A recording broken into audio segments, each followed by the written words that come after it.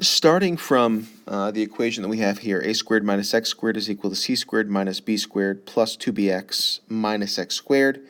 The first thing that I notice is that we've got a minus x squared on both sides. That's going to end up canceling out. And what I'd like to do is to get as much of the squared stuff in positive form as I can.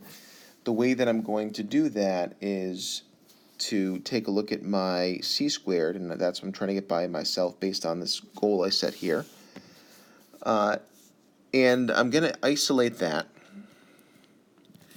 by getting the things that were with that onto the other side. So minus b squared, I'm going to add b squared to both sides.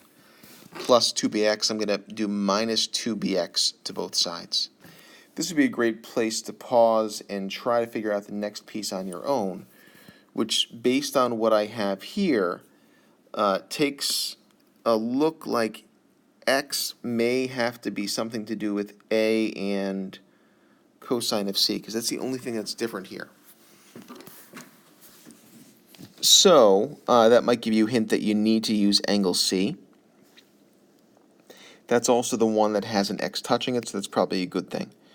So if we do cosine of angle c, that's going to be equal to x over a, and getting x by itself, we've got a times cosine of c, and that's kind of what we were hinting that we might see.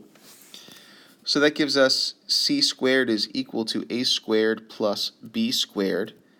By the way, that's the Pythagorean theorem. And then for the second half of this equation, we're adjusting this to be able to be used for non-right triangles, which I think is a really cool thing. We know that x is a cosine of c.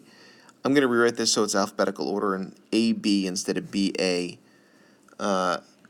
cosine of capital C.